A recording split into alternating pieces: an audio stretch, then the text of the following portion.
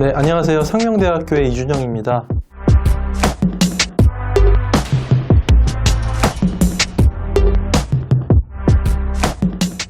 이 책에서는 코로나19로 인해서 벌어지고 있는 다양한 차원의 변화에 좀 주목을 하고 있습니다.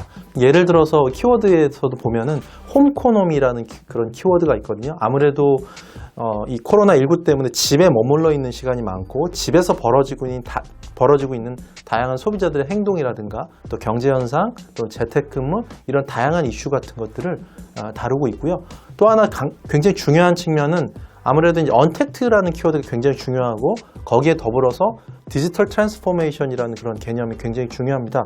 그래서 요즘에 원격 근무라든가 리테일에서의 그런 언택트 전환이라든가 뭐 이런 다양한 현상 같은 것들이 좀 나타나고 있고요. 거기에 더불어서 온데맨드 비즈니스에서의 어떠한 변화 양상 같은 것들이 벌어지고 있고 그 가운데서 고객들에게 좀 더 맞춤화 시켜줄 수 있는 초개인화 비즈니스가 어떻게 또 전개될 것인가 이런 부분들에 대해서도 얘기를 해봤습니다. 그리고 또 하나는 사람들이 이제 심리적으로 좀 굉장히 좀 힘들어하고 있죠. 코로나 블루라는 그런 말도 있는데 이런 사람들의 멘탈을 케어해 줄 수 있는 이런 산업적인 접근, 방법, 솔루션 이런 것들이 어떤 게 있을까에 대한 부분들을 또 얘기를 했고요. 그게 또 이제 사회적인 측면 또는 정책적인 측면, 국가적인 그런 거시적인 측면에서 어떻게 좀 바람직한 방향으로 나가야 될까에 대한 이런 부분들도 좀 더 구체적으로 짚어드렸습니다. 또 하나는 이제 아무래도 코로나19 사태라는 것이 인간이 만들어 놓은 이런 환경 파괴라든가 인간이 저질러 놓은 어떤 자연환경의 파괴 때문에 벌어졌다라는 그런 인식들이 점점 확산이 되고 있거든요. 그래서 뭔가 필환경, 친환경이라든가 에코라는 이런 개념 같은 것들이 이전과는 좀 비교할 수 없을 정도로 좀 강력해지는 측면이 있는 거고요. 또 기업들도 결국에는 이런 사회적 책임이라든가 사회적 가치 같은 것들을 공헌할 수 있는 이런 다양한 방법에 대해서 또 고민을 하고 앞으로든 고민을 해야 될 때다 이렇게 말씀드릴 수가 있겠습니다. 다음으로 이제 아무래도 사람들이 멀리 나가지 않고요. 특히나 해외여행 같은 것들도 이제 못하게 되는 그런 상황이 벌어지다 보니까 우리 동네라든가 우리 지역이라든가 또 우리나라에서 또 좋은 곳, 가볼 만한 곳, 또 쇼핑할 만한 곳을 가까운 데서 찾는 거죠. 그런 것들이 바로 이제 로컬리즘이다 이렇게 이야기를 하는 건데요. 그런 로컬리즘이 어떤 식으로 다양하게 또는 다채롭게 펼쳐지는가에 좀 초점을 맞춰서 이야기를 전개를 하고 있습니다. 거기에 더불어서 이런 로컬들이 또 온라인을 통해서 어떻게 하이퍼 로컬리즘의 형태로 또 바뀌어가는가, 진화해 가는가에 대한 내용들도 다루고 있습니다.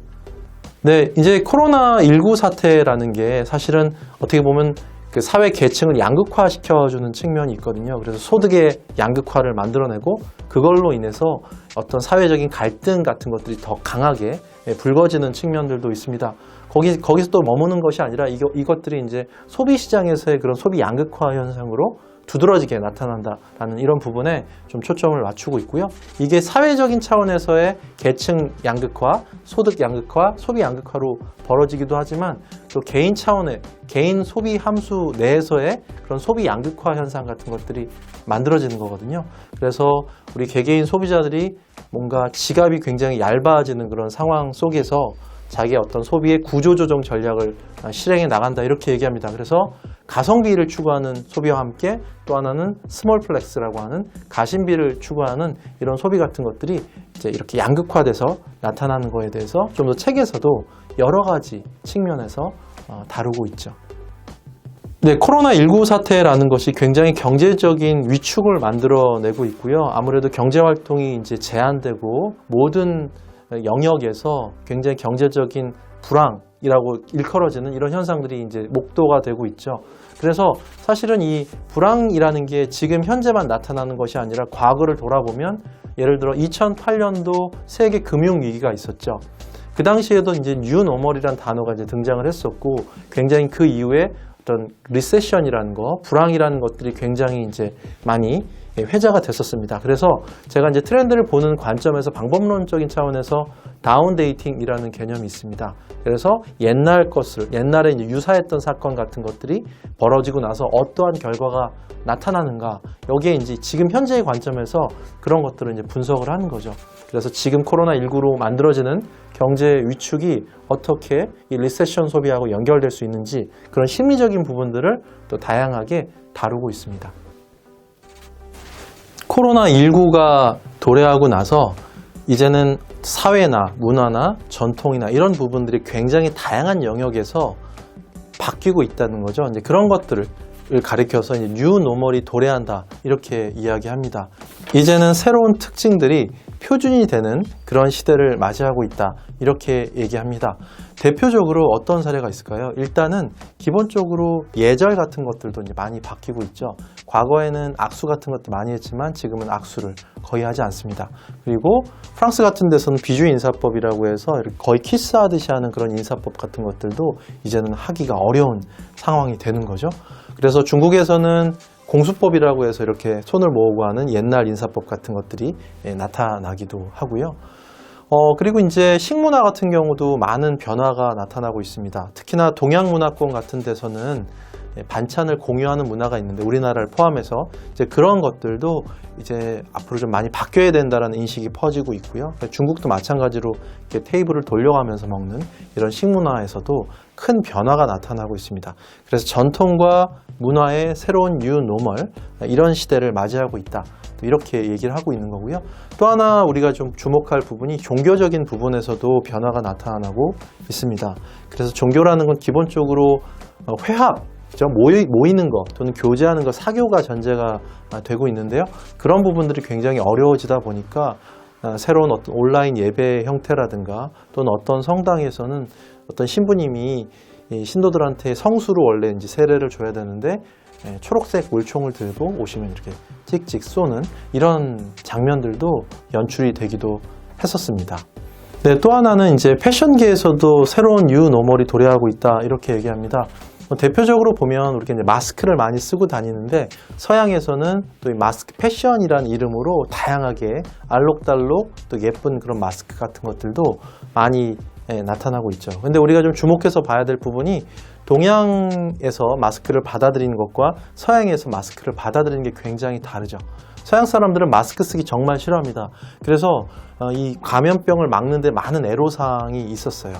그래서 예전에 이제 이 서양 사람들은 이 마스크를 쓰면 이제 도둑이나 강도 같은 것들이 연상된다 그래서 부정적인 그런 이미지를 가지고 있어서 마스크를 잘 안 쓰는 그런 경향이 있다는 거죠. 그래서 오히려 마스크 패션을 통해서 뭔가 커버하려고 하는 그런 욕구가 나타나는 거고, 최근엔 또 재미있는 게 그 첨단 기능이 들어간 투명 마스크 같은 것들이 또 출시가 되기도 했거든요. 그런 것들이 또 서양에서 주목을 받았는데, 또 우리나라에서는 오히려 좀 더 받아들이지 않을 가능성도, 좀 이렇게 거부하고 좀 선호하지 않을 가능성도 있다라는 부분도 우리가 좀 주목할 필요가 있습니다. 그리고 이제 안티바이러스 산업 같은 것들에 우리가 주목을 할 필요가 있거든요. 이게 살균이나 제균 관련한 산업이 앞으로 좀 주목을 받고 있습니다. 특히 이제 공기청정기 시장을 넘어서 공기소독기라는 개념이 또 중국에서 부상을 하고 있고요. 자동차에서도 이런 소독이라는 개념이 굉장히 중요해지고 있습니다. 이게 살균이죠. 예를 들어서 그런 겁니다. 이제 자동차 운전을 다 하고 나서 밖으로 나가면 예를 들어 50도 이상의 뜨거운 바람이 불면서 살균이 되고, 그리고 나서 어느 일정 시간이 지나면 공기가 다 빠져나가게 되는 거죠. 그럼 다시 타게 되면 깨끗한 그런 청결한 자동차를 탈 수 있는 이런 솔루션 같은 것들이 또 제공이 되기도 하고요. 개발이 되기도 하고, 그 다음에 이제 자동차 안에 자외선 램프 같은 것들이 설치가 돼가지고 살균 기능을 추가하는 이런 또 컨셉 같은 것들도 선보여지고 있습니다.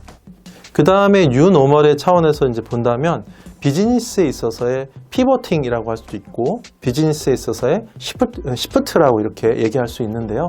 예를 들어서 우버 택시 같은 경우는 사실은 이 공유 경제라는 게 남과 같은 물건이나 장소 이런 것들을 쉐어한다라는 거에 대한 거부감이 있죠. 그 감염병의 위험도 있으니까 우버 택시에서는 적극적으로 운전자가 운전을 하기 전에 마스크를 썼다라고 하는 그런 카메라 인증, 인증샷 같은 것들을 추가를 해야지 운전할 수 있게끔 만드는 이런 또 대응 같은 것들이 있습니다. 그래서 비즈니스에서 이제 여러 가지 비즈니스 영역에서 새로운 어떤 뉴노멀의 시대를 대비해서 비즈니스를 피보팅한다고 하죠. 전환하고 시프팅하는 이런 모습들을 많이 볼 수가 있습니다.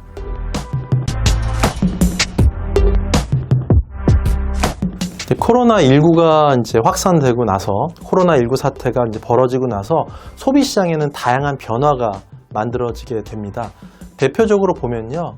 패션이나 의류 쪽은 굉장히 어렵게 나타나게 되죠. 어려움을 겪게 되죠. 아무래도 외출이나 이런 것들을 할 일이 없어지고 사회적인 교제 같은 것들이 줄어들기 때문에 패션이나 어페럴 이런 쪽은 굉장히 어려움을 면치 못합니다. 그래서 패션 산업에서는 어떤 비즈니스 시프트의 전략으로서 화장품 사업에 뛰어드는 이런 모습들도 생겨나기도 하죠.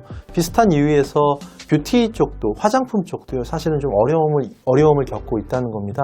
근데 이제 보통 마스크를 많이 쓰고 다니니까 여성분들이 이제 색조 화장보다는 기초 스킨케어 같은 것들 여기에 좀 더 집중을 하는 거고요. 또 마스크를 쓰면 눈이 강조되죠. 그러다 보니까 히잡 화장법이라고 하죠. 이슬람에서 이제 히잡을 쓰면 눈이 강조되는 이런 화장법이 또 등장을 하기도 하고, 오히려 립스틱은 별로 중요하지 않게 됐습니다. 립스틱보다는 오히려 마스크를 통해서 자기 피부를 좀 깨끗하게 만드는 거, 여기에 좀 더 관심이 있는 거고요. 또 재밌는 것 중에 하나는 이 스크린을 통해서 자기 모습이 또 얼마나 예뻐 보이느냐가 되게 중요합니다. 그래서 스크린 뷰티라고 해서 이 화면에서 예뻐 보이는 그런 화장법, 이런 것들이 또 주목을 받는다. 이런 것들도 어떻게 보면 이제 이 뷰티 쪽에서의 새로운 뉴노멀이다. 이렇게 볼 수 있는 거죠. 그리고 이제 아무래도 집에 머무는 시간이 이제 길어지다 보니까 우리 가족에게 좀 더 집중을 하고 우리 가족의 안전이라든가 건강이라든가 가족의 사랑, 이런 거에 대한 소비 같은 것들이 굉장히 증가를 많이 하게 된다는 겁니다. 그래서 가족 중심적인 소비 같은 것들이 늘어나는 부분이 있고요. 그래서 뭐 중국에서 타이캉 보험이라는 그런 회사에서는 가족을 위한 그런 보험 상품 같은 것들이 굉장히 많이 쏟아져 나오고, 또 하나 이제 가족을 중심으로 한 그런 소비가 증가한다는 측면에서 본다면 우리가 반려견, 반려묘를 위한 이런 소비가 늘어나고 있다는 것도 사실은 우리가 주목할 필요가 있습니다. 이제는 반려견, 반려묘가 동물이 아니라 우리 가족의 일원으로 받아들이는 거죠. 그래서 그 가족 사진이 아니라 요즘에는 개족 사진이라고 이렇게 얘기하죠. 예, 강아지, 고양이도 우리의 가족이다, 이렇게 얘기하는 그런 것들이 반려 관련한 펫 관련한 소비가 굉장히 이제 늘어나고 있다, 이렇게 얘기를 하고 있습니다. 코로나19 사태가 터지고 나서 이제 아무래도 사람들이 쿼런틴, 사회적인 격리가 되고 집에 머무는 시간이 길어지다 보니까 집에서 다양한 활동, 집에서 다양한 경제, 집에서 다양한 소비, 이런 것들이 이제 나타나게 된다는 거죠. 이제 기본적으로는 우리가 이제 집에서 음식을 많이 만들어 먹게 됐습니다. 그래서 외식보다는 내식을 많이 하는 거고요. 그래서 신선식품 같은 것들을 구매를 해서 온라인으로 구매해서 자기가 직접 요리하는 홈 쿠킹 같은 것들이 또 많이 사람들이 이제 활동을 많이 하게 되었고요. 비슷한 이유로 미국 같은 데서도 바나나 브레드라고 하는 바나나 빵 같은 것들을 만드는 것들이 약간은 복고적인 아이템으로서 또 조명을 받기도 하고 인기를 끌기도 했습니다. 그리고 집에서 있다 보니까 사람들이 너무 심심하죠. 그래서 요즘에 집콕놀이라는 게 또 생겨나고 있습니다. 우리가 호모 루덴스라고 하는데 놀이하는 인간, 유희적 인간, 이렇게 이야기하죠. 그래서 집에서 다양한 놀이를 즐기는 사람들, 집에서 블록도 하고 게임도 하고 뭐 보드게임도 이렇게 또 하지만 영상 같은 것들을 뭐 만들기도 해요. 동영상 같은 것들을 만들어서 틱톡이라든가 또는 유튜브 같은 데 올려서 다른 사람들과 공감을 하고 같이 이제 노는, 플레이를 하고 노는 뭐 이런 각종 현상 같은 것들이 나타나는 모습을 볼 수가 있었습니다. 자, 그리고 호모 파베르라는 그런 측면에서 본다면 우리가 도구적 인간, 뭔가 창조하는 인간, 이렇게 얘기하는데 내가 뭔가 스스로 만들려고 하는 거죠. 그래서 요즘에 셀프 인테리어 같은 것들 굉장히 또 주목을 많이 받습니다. 그래서 코로나19 기간에 좀 두드러지게 나타난 것들이 이제 셀프 인테리어 앱이라든가 사이트 방문 횟수 같은 것들도 굉장히 이제 많이 늘어났다, 이렇게 이야기를 합니다. 또 집에서 이제 이렇게 모든 걸 다 하는데 미국 같은 경우는 좀 그때 이제 미국 같은 경우는 코로나19 사태 때 도시봉쇄, 락다운이 일어나게 되잖아요. 그러니까 미용실조차도 이용할 수 없는, 방문할 수 없는 그런 사태였습니다. 그러다 보니까 사람들이 집에서 이렇게 셀프로 헤어컷을 하는 사람들이 있었는데 결과는 뻔하죠. 거의 막 엉망진창이었을 텐데 그런 거를 이제 해시태그 달고 락다운 헤어컷이다. 이런 것들이 이제 회자가 되기도 했었습니다. 자, 그런 어떤 호모 파베르적인 본능 같은 것들을 충족시켜 주려고 하는 사람들의 어떤 심리, 이런 것들이 나타났다는 거죠.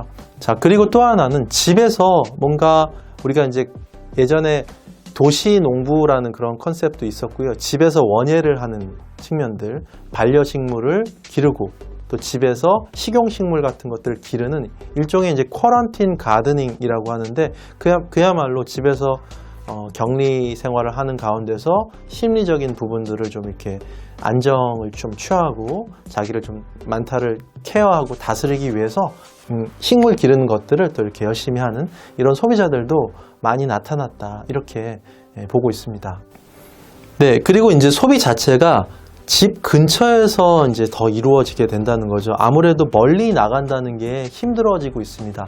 그래서 이런 것들을 가리켜서 우리가 슬세권이다, 이렇게 얘기하죠. 슬세권. 슬세권은 슬리퍼 찍찍 끌고 가서 내가 원하는 물건 구매하고 쇼핑하고 하는 뭐 이런 소비 같은 것들을 많이 한다는 겁니다. 그래서 실제로 홈 어라운드 소비 같은 것들을 카드 빅데이터를 분석해 보잖아요. 그러면 500m 이내에서의 소비가 굉장히 많이 늘어났는데 반해서 멀리 가는 건 사람들이 지향을 하게 된다는 거죠. 그래서 그런 것들을 이제 홈 어라운드 소비, 슬세권 소비, 이런 것들이 나타난다는 거죠. 그리고 이제 사람들이 여행을 멀리 못 가잖아요. 특히나 해외여행에 대한 사람들의 어떤 욕구 같은 것들이 굉장히 커지는데 그런 걸 좀 대리로 만족할 수 있는 것들이 VR 컨텐츠라든가 3D 컨텐츠를 통해서 현장에 꼭 방문한 것 같은 그런 현장감 있는 그런 컨텐츠 같은 것들이 굉장히 이제 사람들에게 인기를 받고 있다는 거죠. 그래서 방구석 여행이다, 이렇게 표현할 수 있는데 그런 부분들이 굉장히 또 많이 인기를 모으고 있습니다. 네, 그래서 이제 집의 미래를 보면요, 결국에는 집이란 공간 자체가 앞으로는 굉장히 다양한 활동을 하는 공간으로 변모할 거거든요. 집에서 다양한 경제활동, 소비활동, 심지어는 이제 일도 집에서 하는 시대가 왔기 때문에 집의 공간 자체가 멀티화된다, 이렇게 얘기하죠. 멀티 펑션을 이렇게 제공하는 집의 공간, 그리고 이전보다도 좀 더 커지는 부분들, 집의 대형화에 대한 욕구 같은 것들도 상당히 나타날 수가 있는 거고요. 또 사람들 자체가 뭔가 외출을 하지 못하고 갑갑해하는 이런 부분들이 있어서 야외 테라스라든가 베란다에서의 그런 어떤 햇빛을 쬐고 뭔가 공기를 쐬고 바람을 쏘이는 뭐 이런 부분들까지도 굉장히 사람들이 관심을 가져야 할 것이다, 이렇게 얘기합니다. 그리고 집에서 사실은 넷플릭스를 많이 보잖아요. 근데 요즘에 재밌는 것 중에 하나가 가전의 대형화 현상 같은 것들을 우리가 좀 볼 수가 있거든요. 넷플릭스를 보더라도 예를 들어서 40인치짜리 TV가 아니라 60인치, 70인치짜리 TV를 갖다 놓고 보면 마치 영화관에서 보는 것 같은 그런 현장감이 나타나잖아요. 결국은 해외여행을 못 가면서 좀 어떻게 보면 소비를 할 수 있는 부분들의 여력이 좀 생기는 것들을 집에다가 사람들이 좀 더 돈을 쓰고 인테리어도 셀프 인테리어로 하고 홈 퍼니싱 같은 걸 통해서 또 이런 다양한 소비 활동이 일어나고 있다, 앞으로 일어날 것이다, 이렇게 보고 있습니다. 코로나19 이후에 디지털 트랜스포메이션의 속도가 굉장히 빨라지고 있습니다. 이전에도 디지털 트랜스포메이션이 계속해서 진행 중이었지만 이 코로나 사태가 일종의 티핑 포인트 역할을 하게 된다는 거죠. 상당한 계기가 되면서 이전과는 비교할 수 없을 정도로 빨라지고 있고요. 특히 언택트라는 키워드가 굉장히 중요해지고 있습니다. 물리적인 접촉 같은 걸 하지 말아야 되는 그런 시대이기 때문에 온라인을 통한 접속을 늘리게 되고요. 디지털 트랜스포메이션을 통한 다양한 변환 같은 것들이 만들어지게 된다는 거죠. 일단 첫 번째로는 집에서 원격 근무 같은 것들이 점점 확대가 되고 있습니다. 예전에 이제 80년대에 엘빈 토플러가 전자 오두막이라는 그런 개념을 들어서 이 집이라는 공간이 일하는 공간으로 다양한 기능을 하는 공간으로 바뀔 것이다. 이렇게 예측을 했었는데요. 근데 원격 근무가 계속해서 중요하다 얘기했었지만 기성세대의 어떤 반발 또는 우리가 이제 눈으로 이제 위에 그 상사가 직원들이 일하는 걸 보지 않으면 제대로 일을 하지 않을 것이다라는 그런 편견 때문에 제대로 이제 이런 그 원격 근무 같은 것들이 도입되지 않아 왔었는데 이제는 거의 반강제적으로 이런 원격 근무 같은 것들이 도입되게 되었습니다. 특히나 이제 줌이라는 걸 통해서 화상회의를 하게 됐는데요. 이 줌이라는 게 이 이용자 숫자의 어떤 그런 폭증으로 본다면 예를 들어 작년 12월에 비해서 3월 달 기준을 보면 거의 20배 이상 증가를 하게 됐다는 거죠. 최근에 분석에 의하면 미국에서 상위 7개의 항공사의 기업 가치를 합친 것보다 줌의 가치가 훨씬 더 높다라는 그런 분석이 나올 정도로 이제 이런 화상회의에 대한 사람들의 어떤 수요 같은 것들도 굉장히 늘어나고 있다. 이렇게 얘기를 하고 있습니다. 그런데 이제 이것들이 마냥 좋은 건 또 아니고요. 또 집에서 일을 하다 보니까 여러 가지 이슈들이 있습니다. 잘못하면 일을 하루 종일 하게 될 수가 있다는 거죠.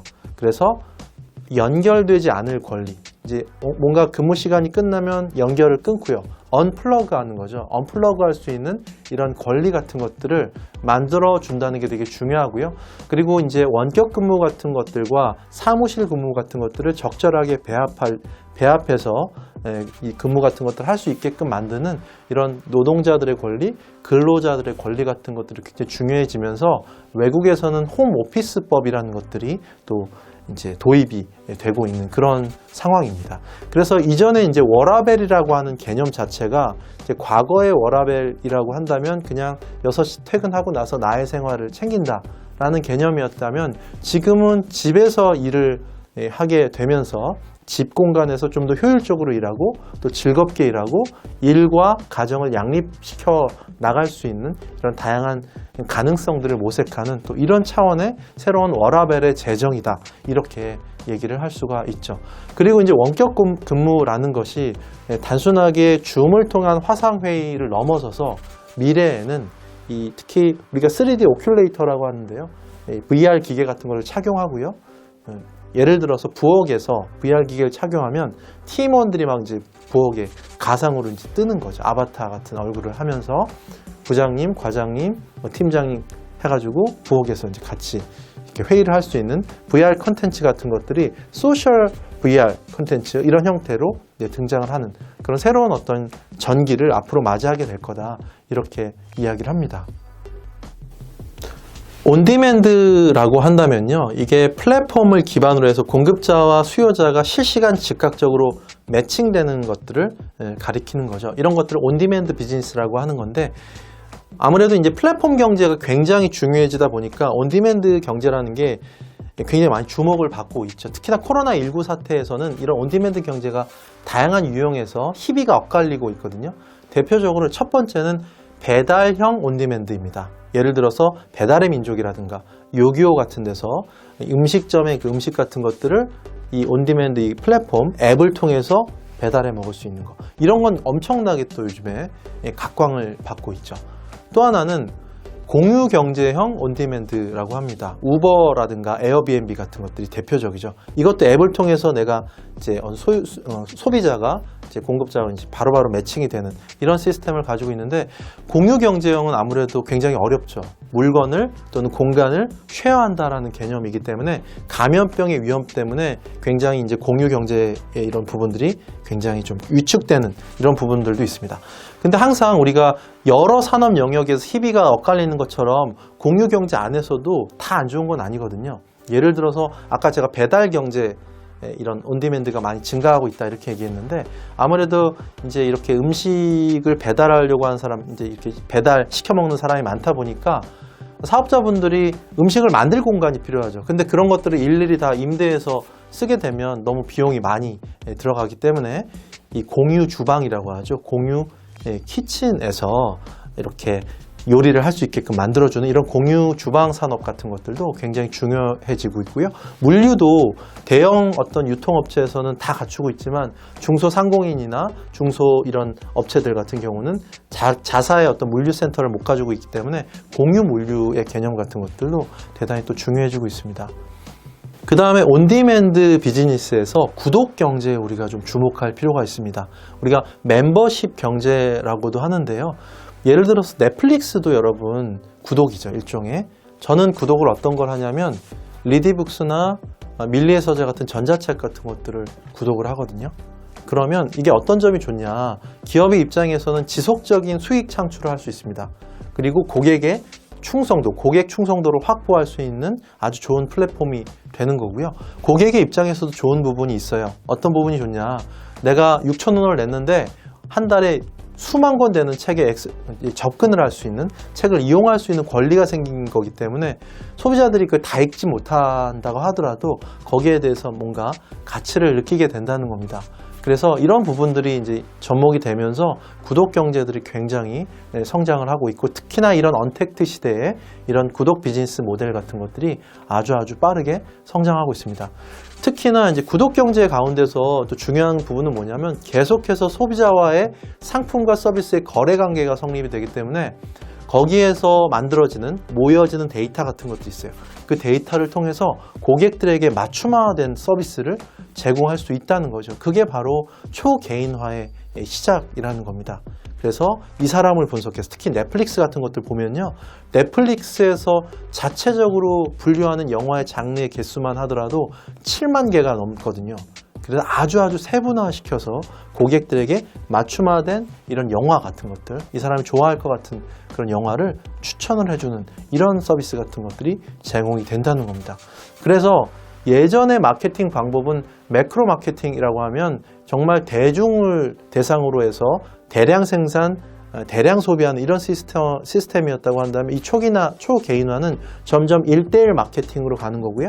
이런 것들이 분석이 특히 인공지능과 알고리즘을 통해서 개개인에게 맞춤화 시켜주는 방식으로 이렇게 솔루션이 만들어지게 된다는 겁니다. 그런 것들이 초개인화의 핵심이다, 이렇게 볼 수 있는 거죠. 또 하나는 패션계의 넷플릭스라고 불리는 스티치픽스라는 데가 있는데요. 이게 또 우리가 좀 주목해야 될 부분이, 스티치픽스는 AI를 통한 어떤 알고리즘 같은 것들을 이렇게 구축을 해서 초개인화 시켜주는데요. 거기서 머무는 것이 아니라요, 이 소비자에게 최적화 시켜주기 위해서 마지막으로 휴먼 터치가 들어간다는 거죠. 인간적인 감성이 들어간다는 건데, 여기 이제 이 스티치픽스의 전담 인력으로서 그 스타일리스트라고 하죠. 패션 코디네이터들이 이제 이렇게 등록이 돼서 실제로 AI가 추천해 준 것들이 이 소비자에게 정말 매칭이 될까, 핏하게 맞을까, 이런 것들을 마지막 휴먼 터치로서 접목을 시켜준다라는 부분이 대단히 중요합니다. 그래서 아무리 또 언택트라는 기술들 또는 초개인화 같은 이런 기술 같은 것들이 발전한다 하더라도 결국에는 마지막에 휴먼 터치라는 게 얼마나 중요한가, 이렇게 보여주는 사례라고 볼 수가 있겠죠. 이제 리테일에서 여러 가지 변화 같은 것들이 이런 디지털 트랜스포메이션 때문에 만들어지고 있는데요. 일단 무엇보다도 리테일에서 두드러지게 나타나는 특징 중에 하나는 D2C라는 개념입니다. 다이렉트 투 컨슈머라고 해서, 다이렉트 투 커스터머라고 해서요, 고객과 바로바로 브랜드가 연결이 되는 거죠. 그러니까 유통망을 거쳐가지고 가는 것이 아니라 고객과 바로바로 판매가 되고 제공이 되고 커뮤니케이션 되는 이런 부분들이 굉장히 이제 부상을 하고 있다, 이렇게 얘기를 하고 있습니다. 그래서 뭐 대표적으로 보면요, 우리가 라이브 커머스라는 게 있어요. 라이브 커머스는 우리가 이제 TV 홈쇼핑과는 좀 달라요. 예를 들어 유튜브나 동영상 플랫폼을 통해서 제품을 판매를 하는 거죠. 제품을 판매하는데, 예를 들어 제품을 제조한 사람 또는 뭐 제품을 생산한 사람, 이런 사람 직접 나와서 판매를 하면서 고객들과 실시간으로 소통을 하는 겁니다. 보통 우리가 이제 판매자나 유통회사하고 이제 접촉을 하려면 ARS로 고객센터에 전화를 하잖아요. 그런 것들이 아니라 아예 바로 직접적으로 화면에서 채팅창을 통해서 물어보고 싶은 거 물어보고, 문제가 있으면 바로바로 해결을 받는 어떤 실시간 즉각적인 고객과의 소통이 이루어지는 이런 방법이, 플랫폼이 라이브 커머스다, 이렇게 얘기를 하죠. 네, 그래서 이제 이런 디지털 트랜스포메이션에서 앞으로 우리가 좀 주목할 부분은요, 항상 소비자라는 거죠. 그래서 옛날엔 DX나 DI의 개념이 중요했었죠. 디지털 익스피리언스나 디지털 인터페이스 같은 것도 중요했다면 앞으로는 CX의 시대가 온다.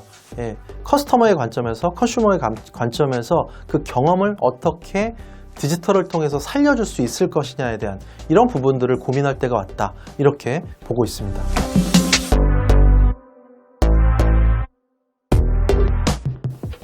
자, 코로나 사태가 계속해서 장기화되고 있습니다. 일각에서는 이제 코로나가 팬데믹을 넘어서 엔데믹으로 갈 수 있다 이런 얘기를 하죠. 엔데믹은 전혀 이제 코로나 자체가 없어지지 않고 계속 지속적으로 주기적으로 발병할 수 있다는 것을 엔데믹이라고 하는데, 이런 사태가 오면서 장기화되면서 사람들이 점점 마음이 지쳐가고 또 힘들어진다는 거죠. 또 우울해하는 그런 마음들도 증가하고 있다. 그래서 요즘에 신조어로서 등장하는 것이 코로나 블루라는 신조어가 등장을 합니다. 코로나 우울증. 실제로 얼마 전에 국민들을 대상으로 조사를 했는데 국민 중에 10명 중에 한 5명 가까이가 거의 우울증에 가까운 그런 증상을 호소하고 있을 정도로 국민들 자체가, 사람들 자체가 멘탈, 정신적으로 좀 많이 힘들어한다는 거죠. 그래서 그런 멘탈을, 어려운 어떤 마음을 위로해주고 케어해준다라고 하는 게 대단히 중요한 측면으로 자리 잡고 있죠. 그래서 사람들이 일단 기본적으로는 마음이 힘들면 어떤 걸로 풀까요? 일단 먹는 걸로 풀겠죠. 그렇죠? 먹는 걸 푸는데 대표적으로 단맛 음식들 있죠. 디저트라든가 이런 제품들이, 식품들이 굉장히 많이 팔려 나간다는 겁니다. 그래서 예를 들어서 영국이나 이탈리아 같은 유럽 국가 같은 데서는 이 락다운 터지고 나서 코로나19가 막 확산되면서 초콜릿과 사탕 소비가 700% 이상 급증을 했다고 합니다. 불과 몇 달 사이에 7배 이상 급증을 한 거죠. 이런 현상들이 나타나는 거죠. 그래서 보통 우리가 이제 일반적으로 단맛 식품을 먹으면 뭔가 기분이 좋아지는 그런 경험을 여러분들도 많이 해보셨을 거예요. 그런 거를 가리켜서 컴포트 푸드라고 하죠. 위로 음식, 위안 음식, 이런 컨셉 같은 것들이 또 굉장히 중요해지는 그런 시기를 맞이하고 있습니다. 자, 그리고 또 하나는 지금 뭐 여름이 왔죠. 그렇죠? 여름이 왔고 장마도 지나가고 있고 한데요. 사실은 이제 어떻게 보면 여름이 왔지만 마음으로는, 사람들의 마음으로는 아주 춥디 추운 길고 긴 겨울을 지나고 있는 거나 다름이 없거든요. 그래서 미국의 한 심리학자는요, 이런 상태를 가리켜서 길고 긴 어떤 심리적인 겨울을 나고 있다, 이렇게 얘기를 하고 있습니다. 그래서 북유럽 국가 같은 경우는요, 겨울이 정말 길고 춥거든요. 그래서 거기서 이제 우리가 이제 주목해야 될 그런 감성 자체가 회계적인 감성이죠. 그 춥고 길고 힘든 이 겨울을 견뎌낼 수 있는 일종의 슬로우 라이프 같은 그런 감성들, 이게 굉장히 중요해지고 있다. 그 심리학자 제이미 커츠 박사가 이제 그렇게 이야기를 하고 있습니다. 사이콜로지 투데이에 그런 얘기를 하고 있죠.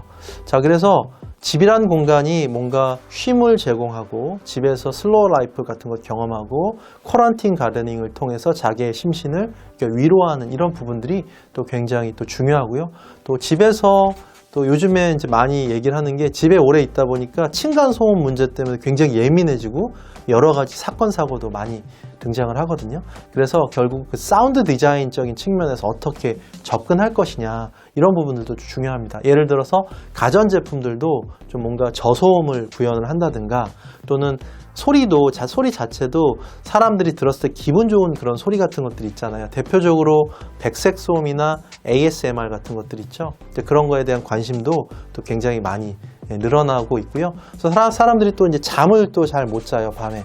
그러다 보니까 새벽 2, 3시에 그 구글 빅데이터 검색 같은 것들 언급량을 보면요, 휴식이라든가 뭐 잠이라든가 숙면이라든가 이런 거에 대한 검색 같은 것들도 사실 되게 많아지고 있습니다. 그래서 요즘에 주목받는 게 숙면 관련 컨텐츠, 다시 얘기하면 꿀잠 비즈니스라고 하죠. 이런 꿀잠 비즈니스가 또 주목을 받고 있습니다.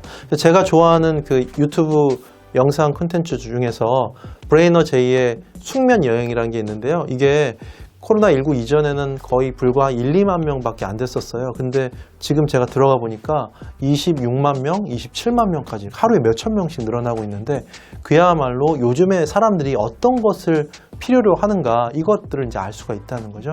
그래서 결국 이런 멘탈데믹 시대라고 합니다. 멘탈과 팬데믹이 합성어인데 이런 멘탈데믹 시대에 사람들의 마음을 좀 위로하고 좀 케어하고 치유할 수 있는 그런 방법들이 무엇일까?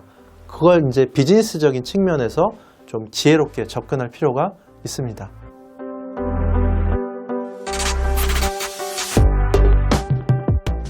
일단 기본적으로 홈코노미라고 한다면 집을 중심으로 해서 이제 로컬의 중요성이 점점 커지고 있습니다. 해외여행 자체도 못 나가잖아요. 그래서 결국은 해외여행도 멀리 가는 것이 아니라 국내 여행 이런 것들에 대한 관심들이 많아지고 있다는 거죠. 멀리 가지 않습니다. 외출을 하더라도 또는 쇼핑을 하더라도 근처에서 하는 이런 쇼핑 같은 것들이 또 주목을 받고 있다는 거죠. 그래서 로컬의 중요성이 이제 증가하고 있다. 이렇게 이야기를 하고 있습니다. 자, 그래서 로컬에서 고객들에게 또는 방문객들에게 생생한 경험을 제공한다라고 하는 게 그만큼 굉장히 중요해지고 있습니다. 그래서 로컬라이즈드 컨텐츠라고 하는 이런 개념들이 되게 중요해지고 있는 거고요.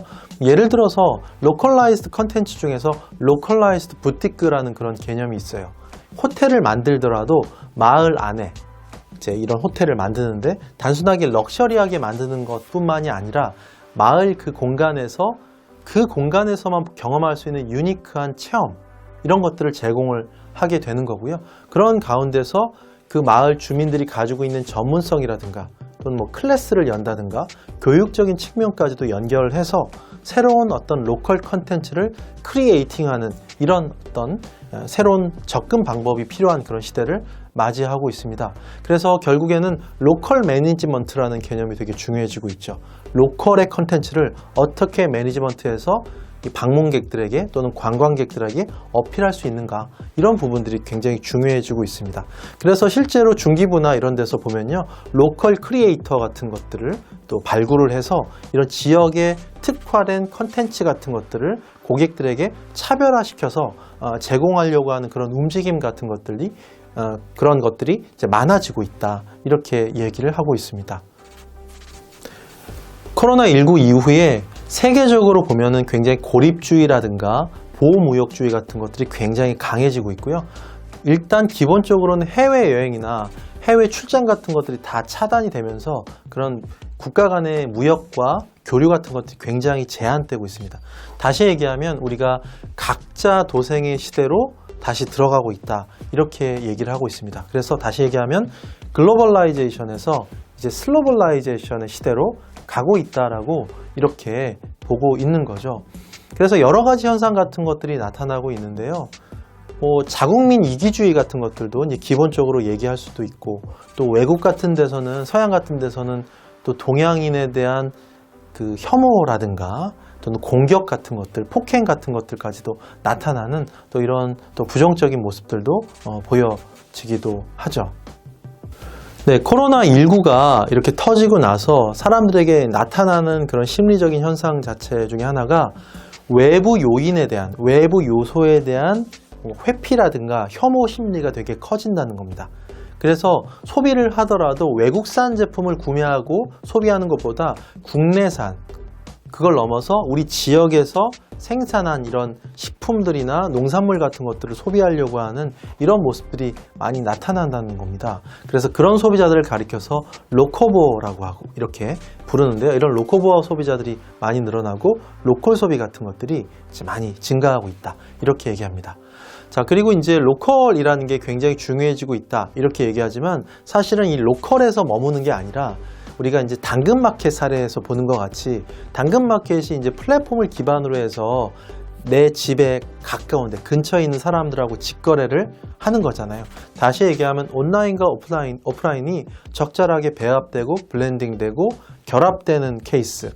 우리가 이제 그런 것들을 가리켜서 하이퍼 로컬리즘이라고 이렇게 지칭을 하는데요. 이런 형태로 이 로컬 컨텐츠가 앞으로 이런 디지털 트랜스포메이션 시대에서 굉장히 진화적으로 발전적으로 혁신될 것이다 라는 부분도 우리가 주목할 필요가 있습니다. 로컬이라는 것이 단순하게 즐거움이나 유의적인 측면만을 제공하는 체험 또는 경험의 그런 차원에 국한되는 것이 아니라요. 우리가 이제 그 로컬 속에서, 로컬 공간 속에서 배울 수 있는 요소들이 굉장히 많습니다.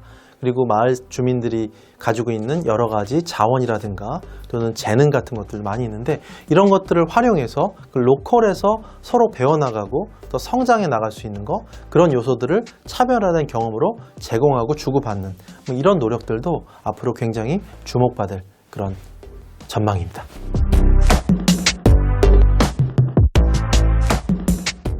코로나 디바이드는 이제 코로나19 이후에 사회에서 양극화 현상이 심화된다라는 여기에 이제 초점을 맞추고 있습니다. 다시 얘기하면 불평등의 지수가 더 높아지고 있다, 이렇게 얘기를 할 수가 있습니다. 예를 들어서 발터 샤이델이라는 역사학자는요, 전쟁, 기근, 전염병, 국가 소멸 같은 이러한 이벤트들이 생겼을 때 사실은 역사적으로 보면요, 평등화의 지수가 올라갔었다, 이렇게 분석을 했습니다. 예를 들어서 흑사병이 만연했을 때 엄청나게 많은 사람들이 이제 사망을 했는데요. 특히나 그 가운데서 노동자 계급이 정말 많이 죽었습니다. 사망을 했죠. 그래서 결과적으로 어떤 일이 벌어졌냐, 이런 노동자 계급의 임금이 사람들이 없어지니까 굉장히 많이 올라간 거죠. 그래서 전체적으로, 사회 전체적으로 보면은 이런 불평등 지수 같은 것들이 많이 완화되고 좀 더 평등화된 그런 사회가 만들어졌다, 이렇게 얘기를 했습니다. 그런데 이 코로나19 사태가 벌어지고 나서는 오히려 반대의 현상이 벌어지게 된다는 거죠. 대표적으로 미국에서 그런 사태를 많이 볼 수가 있는데, 미국에서는 특히 이제 의료보험 제도가 좀 제대로 우리나라 같이 완비가 되어 있지가 않아서, 특히 이제 저소득층이 이제 흑인들에게 많이 몰려 있어요. 그러다 보니까 흑인들의 전염병 감염률이나 사망률 자체가 백인들에 비해서 월등하게 높게 나타난다는 겁니다. 소수 인종임에도 불구하고 백인들에 비해서 훨씬 더 높게 나타난다라고 하는 이런 역설적인 현상들이 벌어지게 된다는 거죠. 그래서 이런 현상들을 가리켜서 미국에서는 코로나 신카스트다, 이렇게 얘기합니다. 카스트라는 게 뭐예요? 결국은 어떤 계급 제도라는 건데, 이런 식으로 계급화된다는 이런 부분들을 얘기를 하죠. 특히 이제 이런 코로나19 사태에 대해서 미국에서 로버트 라이시 교수는요, 미국에서는 4개의 계급으로 분화가 되고 있다, 이렇게 얘기합니다. 그래서 첫 번째 계급은요, 가장 높은 계급은 원격 근무가 가능한 사람들입니다. 이런 사람들은 아무래도 이런 전염병에서 조금 더 안심할 수가 있겠죠. 두 번째 계급은 필수적인 노동을 해야 되는 그런 사람들입니다. 예를 들어 택배, 얼마 전에 물류센터에서 확진자 엄청나게 퍼져나갔잖아요. 택배 노동자라든가 의료계 종사자라든가 이런 분들이 필수 업무를 하시는 분들이고요. 세 번째 계급은요, 임금을 받지 못하는 분들입니다. 지금 코로나 때문에 여행업계라든가 외식업계 같은, 요식업계 같은 데서는 아무래도 무급 휴가라든가 심지어 해고까지 당하시는 이런 분들이 많아지고 있습니다. 그런 부분에서 이제 임금을 받지 못하는 이런 분들이 생겨나는 거고요. 네 번째, 가장 낮은 계급을 얘기할 때는 잊혀진 노동자들, 예를 들어서 해외에서 이제 건너온 그런 노동자라든가 재소자라든가 집이 없는 노숙자, 이런 사람들이 이제 감염병 위험에 무방비로 노출되어 있다, 이렇게 얘기합니다. 그래서 이렇게 계급 분화가 점점 심해지고 있다, 이렇게 얘기합니다. 그래서 미국에서는 이런 현상들이 아주 사회 갈등 양상까지도 번져나가고 있는데요. 예를 들어서 어떤 케이스가 있었냐면, 미국에서 이제 데이비드 게펀이라는 그런 유명한 영화 제작자가 있었어요. 이 사람이 SNS에다 한 사진을 올립니다. 요트 사진인데 그 요트가 자기 요트죠. 근데 코로나19가 엄청 심할 때 지중해에서 요트를 띄워놓고 이 코로나19를 피해서 지중해에서 휴가를 즐기고 있다, 이런 식의 걸 올렸어요. 근데 그 요트가 7천억 원짜리였습니다. 엄청난 어떤 괴리감을 느끼고 사람들은 이런 사회적인 아픔에 공감하지 못한다라고 비난도 많이 했었죠. 그래서 바로 내리기도 했었는데, 이렇게 미국에서는 부유층 같은 경우는 요트라든가 또는 벙커 같은 것들을 만들어 가지고요, 1억이 넘는 비용을 들여서 뭔가 공기가 다 소독되고 정화되는 그런 시스템까지 갖춰서 자기들만의 프라이빗한 그런 이코노미, 프라이빗 이코노미라고 하는데 이런 것들을 구축해 나가는 모습들을 볼 수가 있습니다. 자, 이게 이제 뭐 미국 사례까지 안 가더라도요, 명품 소비에 있어서 우리나라에서 보면요, 명품 소비가 우리가 보복 소비 형태로 이제 벌어지고 있다, 이렇게 분석을 하기도 합니다. 리벤지 스펜딩이라고 하는데요, 코로나19가 터지고 나서 소비가 굉장히 위축이 됐다가 특히 연휴 기간, 5월에 연휴 기간이 있었잖아요. 그때 이제 엄청나게 소비 욕구가 분출되면서 특히나 그 가운데서 명품이라든가 해외 유명 그 브랜드의 자동차 같은 것들, 여기에 대한 그 매출액이 엄청나게 이제 올라갔다, 이런 분석이 또 있었죠. 또 얼마 전에는 샤넬에서 가격을 인상하겠다 이렇게 발표하니까 그 다음날에 백화점 앞에서 엄청나게 많은 사람들이 이렇게 장사진을 치고 줄을 섰습니다. 그리고 셔터가 올라가자마자 거의 비명을 지르면서 막 뛰쳐나가는 샤넬 오픈런이라고 하는 이런 현상까지도 목도가 되는 거죠. 그래서 결국에는 이런 어떤 소비 양극화가 결국 사실은 어려운 사람들은 굉장히 또 소득 자체가 줄고, 또 이렇게 아까도 제가 이제 계급의 4계급 말씀드렸는데 이런 식으로 좀 소득의 양극화와 또 소비의 양극화로 이어지고 있다, 또 이렇게 분석을 하고 있습니다. 그리고 또 개인의 소비 함수 내에서도 사람들이 아무래도 지갑이 얇아지니까 이렇게 소비의 구조 조정을 하고 있다, 이렇게 분석을 하죠. 그래서 1원이라도 10원이라도 좀 아껴가면서 구매를 하려고 하는 반면에 또 자기에게 정말 가치를 주는 그런 제품, 아이템이라고 한다면 자기가 또 돈을 아끼지 않고 이걸 투자하는 이런 가심비 소비 같은 것들에 좀 적극적으로 임하는 이런 모습들을 볼 수 있었습니다. 얼마 전에 그 재난지원금이 제공이 됐잖아요. 근데 아이스크림을 하나 사 먹더라도 사람들이 재밌었던 게 우리 투게더 같은 아이스크림 그냥 사 먹는 게 아니라 재난지원금 받고 하겐다즈 같은 비싼 아이스크림을 사 먹는 또 이런 재밌는 모습들이 나타났었는데요. 그렇게 이제 자기 어떤 마음의 만족을 줄 수 있는 또 이런 소비를 하게 된다는 이런 부분들도 또 있었습니다. 그리고 또 한 가지 중요한 부분은 뭐냐면요, 굉장히 이제 어려운 시기를 지나고 있잖아요. 특히나 또 자기 건강이라든가 이런 부분들에 대한 그런 걱정이 많이 들기 때문에 자기의 어떤 안전이라든가 건강이라든가 이런 것들을 위한 그런 투자, 그런 거에 지출 같은 것들은 또 굉장히 많이 늘려나갈 수 있는 이런 부분이죠. 그래서 그런 양극화 부분이 나타나고 있다, 이렇게 얘기를 하고 있습니다. 우리 코로나 디바이드에서 또 빼놓지 말고 얘기해야 될 게 언택트 디바이드입니다. 이거는 사실은 언택트라는 거, 특히 온라인 쇼핑을 한다든가 뭐 넷플릭스를 본다든가 하는 게 사실은 우리 젊은 층들이 잘 하죠. 온라인 쇼핑 같은 경우는 기존에도 젊은 층들 많이 했습니다. 90% 이상이 이렇게 온라인 쇼핑 같은 거 많이 했었는데 이게 한 70대만 가더라도요, 70대 소비자만 가더라도 10%대로 확 떨어져요. 그렇게 굉장한 갭 차이가 있었는데 이런 것들 때문에 어떤 디지털 격차 같은 것들, 이런 것들이 많이 나타나는 거죠. 그래서 앞으로는 이렇게 언택트 시대에 또는 디지털 트랜스포메이션 시대에 특히 시니어 분들의 언택트 디바이드 때문에 시니어 분들이 소외되는 이런 부분들을 어떻게 서포트 해줄 것이냐, 어떻게 멘토링 해줄 것이냐, 이런 부분들도 사실은 굉장히 중요한 이슈고요. 그래서 얼마 전에 우리가 이제 코로나19 때 마스크 못 사서 막 줄 서고 했었잖아요. 근데 젊은이들 같은 경우는 앱을 통해서 어디에 재고가 있나 이렇게 찾아다닐 수 있었지만 연세 드신 분들은 그거를 모르시니까 그냥 긴 줄 서 계시다가 다 떨어지고 재고가 이제 바닥나면 그냥 황망하게 발길을 돌려야 됐던 이런 장면들이 또 떠오릅니다. 그래서 이런 부분들을 좀 잘 정책적으로나 이런 부분을 서포트 해주는 게 되게 필요하다, 이렇게 볼 수 있겠죠.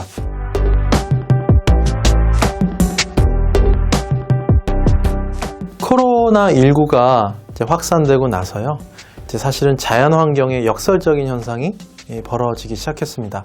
특히 중국 같은 경우에는 우한을 중심으로 해서 도시봉쇄가 이루어지고 철저한 격리가 이루어지게 됐었죠. 그러면서 사람들의 활동이 줄어들게 되니까 나사에서 인공위성으로 사진을 보니까요, 거기에 이제 하늘이 굉장히 맑아지는 거예요. 빨갛게 보이던 것들이 하얗게 이제 맑아지는 모습을 볼 수가 있었습니다. 인도의 한 마을이 이제 히말라야에서 이제 떨어진 그 마을이 있었는데요. 과거 30년 동안 이제 이 히말라야 산맥이 보이지 않았었어요. 그 아주 지저분한 매연 때문에. 그런데 이렇게 사회적 활동들이 줄어들고 락다운이 일어나게 되니까 결국 그 하늘이 깨끗하게 회복이 됐다는 거죠. 그리고 이탈리아의 베네치아에서 운하도요, 운하의 색깔이 검은 색깔로 완전히 탁했었는데 사람들이 관광객들이 이제 발걸음이 줄어들고 하니까 그 운하의 색상이 그냥 맑게 투명하게 바뀌었다. 이런 이야기들이 전해지고 있습니다. 결국에는 이런 어떤 코로나19 사태 같은 것들이 결국 야기된 것들이 인간들의 어떤 자연 환경의 파괴, 기후에 대한 어떤 안 좋은 영향 이런 것들 때문에 나타났다. 또 이런 시각들이 많이 있죠. 자, 우리가 이제 코로나19 사태가 터진 이유가 뭐냐에 대해서는 과학자들이 여러 가지로 얘기를 분석을 하는데요. 정설로 받아들여진 것, 통설로 받아들여지는 것 중에 하나가 뭐냐면 코로나19가 박쥐 같은 그런 숙주에 이제 이렇게 있었는데 인간들이 계속해서 자연 환경을 파괴하고 밀고 들어가게 되니까 결국 바이러스들이 살 수 있는 숙주들이 굉장히 줄어들어요. 그리고 인간들과 이렇게 맞닥뜨리다 보니까 그 바이러스들이 인간에게 변종을 일으켜서 들어오게 됐다라는 게 이런 또 통설로 받아들여지고 있습니다. 그래서 결국에는 코로나19의 어떻게 보면 원인을 제공한 게 또 인간일 수도 있다라는 그런 것들을 주죠. 그런 어떤 인사이트를 준다는 겁니다. 그래서 과거에는 인간과 동물과 자연이 그냥 분리된 존재였다라고 생각했다면 이제는 인간과 동물과 자연이 하나로 연결되어 있다라고 하는 원 헬스 또는 원 웰페어의 사상 같은 것들이 확산되고 있습니다. 자, 그래서 자연에 대한 또는 환경에 대한 책임 같은 것들이 굉장히 중요해지는 그런 시기를 맞이하고 있죠. 자, 그래서 이 코로나19 이후에 사람들의 이런 인식 같은 것들이 직간접적으로 많이 변화하게 되고 그것들이 이제 소비 행태에 영향을 미치게 됩니다. 그래서 코로나19 이후에 이제 설문조사를 해봤더니 나는 친환경 제품을 좀 구매할 의향이 있다라고 이렇게 응답하는 소비자들의 비율이 굉장히 많이 증가하고 있는 그런 모습들을 볼 수가 있죠. 그래서 과거에 이제 친환경이라고 한다면 예전에는 그런 친환경의 개념도 있었어요. 어떤 거냐면 그린 프리미엄 소비다 이렇게 얘기합니다. 일종의 내가 친환경 제품을 구매하는 거는 배지같이 그래서 뭔가 과시하려고 하고 자랑하려고 하고 그게 나에게 프리미엄을 주니까 라는 인식으로 구매하는 거였다면 그게 이제 그린 컨슈머리즘으로 바뀐다 하는 겁니다. 다시 얘기하면 좀 더 실용적인 가치를 또 제공을 하는 거고 나의 소비가 자연에 대한 어떤 책임이라든가 사회에 대한 어떤 책임, 가치 이런 것들을 좀 생각하면서 구매를 한다 하는 거죠. 이제 그런 그린 컨슈머리즘으로 좀 바뀌어가고 있다 이렇게 이야기를 하고 있습니다. 자, 그리고 이제 사람들이 자연스럽게 환경 파괴에 대한 것들 또는 이제 감염원으로부터 좀 더 안전함 같은 것들 추구하다 보니까 그 대중교통 같은 것들 이용하는 것보다 요즘엔 또 자전거 같은 것들에 대한 관심도 굉장히 많이 늘어나고 있습니다. 특히 이제 유럽 국가들을 중심으로 해서요 자전거 타는 것들이 요즘에 또 약간 열풍처럼 또 트렌드처럼 이렇게 확산되고 있는 그런 추세고요. 소프트뱅크의 손정희 씨도요 얼마 전에 그 공유 자전거 이 기업에다가 대규모 투자를 단행을 했습니다. 그런 측면에서 본다면 또 이런 자전거에 대한 또 부상 같은 것들 이런 부분들도 우리가 주목할 필요가 있겠죠. 우리가 이제 이런 코로나 패러독스에서 이런 친환경적인 측면에서 본다면 사실 공유지의 비극이라는 측면을 우리가 좀 접근할 필요가 있습니다. 공유지에 양들을 키우는 그 목동들이 있잖아요. 근데 공유지니까 이제 마음대로 쓸 수가 있는데 내 양을 좀 더 키우려고 내 양을 더 성장시키려고 이렇게 하다 보면 계속해서 그 목초지를 더 많은 양을 넣게 되죠. 서로 간에 믿지 못하고 내가 더 많이 키울 거야. 저 사람보다 내가 더 많이 성장할 거야. 이렇게 하다 보면 종국적으로는 어떻게 될까요? 너무 많은 양들이 와서 풀을 뜯어 먹으면 그 공유지가 황폐화되게 된다라는 그런 공유지의 비극 이런 것들을 얘기하는데 결국 다시 얘기하면 이 환경이라는 자원도 일종의 공유지라는 거죠. 그래서 국가마다 너무나 자기의 어떤 이익을 추구하면서 이런 공유지를 파괴하고 여기에서 자원들을 자꾸 획득하려고 하는 또 이런 움직임 같은 것들도 많이 지양을 해야 되고요. 우리가 죄수의 딜레마라고 하잖아요. 자기의 이익만을 추구하면서 가다 보면 결국엔 사회 전체 또는 국가 전체 또는 이 지구 전체의 이익이 다 감소할 수 있다라는 이런 부분들. 그래서 결국은 친환경 연대라는 것이 얼마나 중요한가 이런 부분을 우리가 좀 주목할 필요가 있습니다.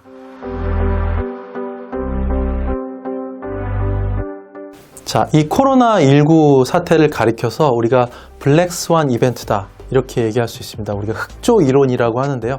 백조는 원래 흰 색깔이잖아요. 그런데 17세기 말에 호주에서 검은 백조가 등장을 하게 됩니다. 그걸 보고 유럽 사람들이 엄청나게 큰 충격을 받았죠. 그래서 이게 뭐냐면 결국 이 블랙스완은요, 우리가 전혀 예상치 못했던 또는 전혀 기대하지 못했던 이런 사건, 사고, 이벤트 같은 것들이 팡 하고 터지는 거죠. 이런 것들이 이제 블랙스완이라고 하는데, 이 코로나19가 대표적인 블랙스완이다, 이렇게 볼 수 있습니다. 제가 이제 트렌드 코리아 시리즈도 10년 이상 공저 작업을 해오고 있는데, 지금과 같은 사태는 제가 처음 겪어보는 거고요. 트렌드 코리아 2020 이제 예측을 했는데, 거기에서 예측했던 키워드가 거의 뭐 무효화되다시피 한 그 이슈가 모든 것들을 다 덮어버렸죠. 그런 부분들이 이런 블랙스완 이벤트다, 이렇게 해석을 할 수가 있는 거고요. 그리고 지금의 코로나19 사태를 가리켜서 큐코노미다, 이렇게 얘기합니다. 쿼런틴 이코노미라고 하는 건데요. 이게 이제 기본적으로 2008년도 세계 경제 위기, 금융 위기랑은 좀 다른 일종의 어떤 불황으로 가고 있다, 이렇게 얘기하거든요. 과거 2008년도 불황은 구조적인 불황이었다고 한다면, 이 코로나19로 인한 큐코노미 경제는요, 다시 얘기하면 수요의 위축, 소비자들의 소비 활동의 위축과 함께 공급의 어떤 위축으로 같이 연쇄적으로 반응하는 이런 종류의 좀 특수 불황이다, 이렇게 볼 수가 있어요. 자, 이런 측면에서 본다면 이런 리세션이 포스트 코로나 이후에 리세션이 올 수도 있고, 앞으로 이런 사태가 장기화되게 되면 이런 어떤 불황적인 측면들, 불황에서의 소비 현상 같은 것들이 나타날 수 있게 된다는 거죠.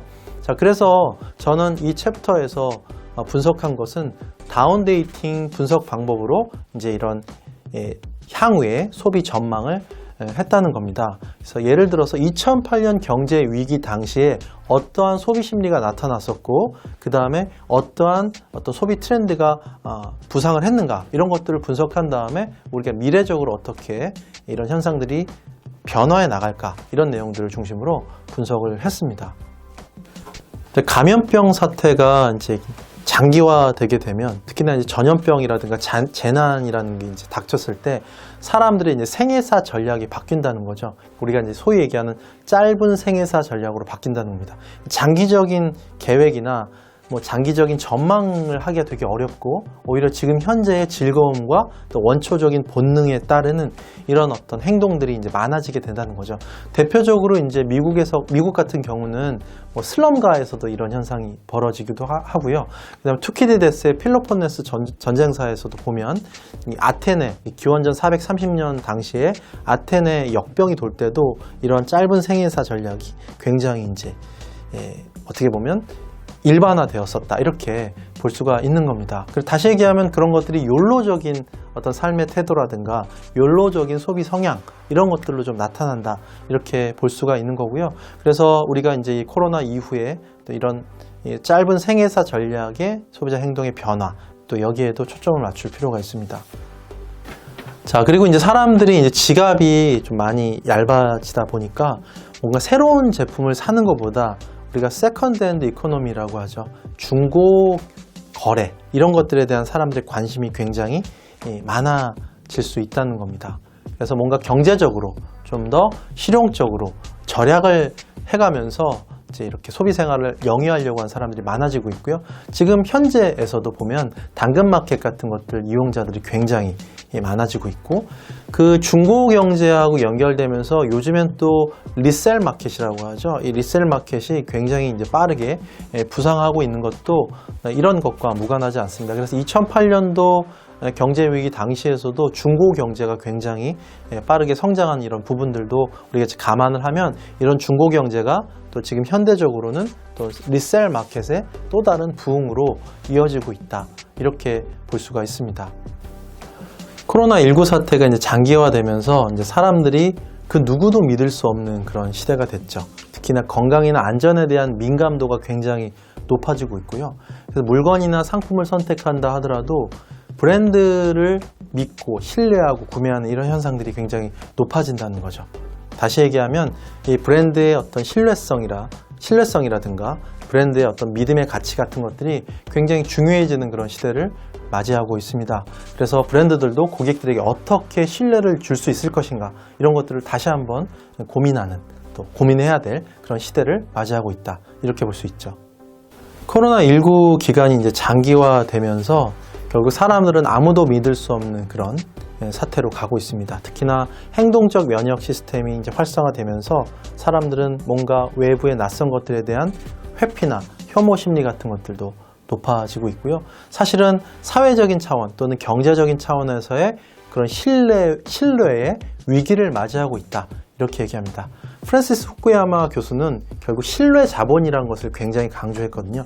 신뢰가 제대로 형성돼야 경제가 제대로 돌아가고 비즈니스가 원활하게 이루어질 수가 있다는 거죠. 그런 믿음을 이제 만들어 나가는 그런 노력들이 무엇보다 필요하고요. 무엇보다 기업들은 고객들에게 믿음을 줄 수 있도록 투명성을 또 제고하는 부분이 좋고요. 그리고 또 온라인 또는 언택트 디지털 트랜스포메이션, 이런 이 가운데서는 결국 소비자의, 고객의 개인정보나 사생활 보호, 이런 것들을 굉장히 신경을 많이 써야 하는 그런 디지털 트러스트의 시대를 맞이하고 있습니다. 결과적으로 보면 우리 사회 전체적인 부분에서의 신뢰도를 제고하고 구성원 간에 서로 믿을 수 있는 또는 신뢰할 수 있는 이런 사회적인 연대, 이런 부분들을 더욱더 강화시켜 나갈 필요가 있습니다. 지금 우리가 이제 코로나19 이런 긴 전쟁의 시간을 보내고 있고요. 아주 어두운 암흑기를 보내고 있다, 이렇게 볼 수도 있겠죠. 그 가운데서 좀 우리가 좀 주목해야 될 단어로 실버 라이닝이라는 그런 단어에 주목하고자 합니다. 실버 라이닝은 존 밀턴이 신라권이라는 그런 책에서 가장 먼저 언급을 했었는데요. 실버 라이닝은 큰 먹구름 뒤에 가려진 은빛 광채를 이야기를 하는 거거든요. 그래서 우리가 이제 이런 어떤 어두운 암흑 가운데서 우리가 비행기를 타고 쭉 올라가면 아주 밝은 빛이 펼쳐지잖아요. 이제 그런 어떤 은빛 광채의 실버 라이닝, 이런 것들을 좀 기억을 하고요. 앞으로 우리 사회가 더욱더 연대하고 협력해서 지금의 암흑을 극복을 하고 좀 밝은 빛으로 나갈 수 있는 이런 시간을 만들어 나갔으면 좋겠습니다.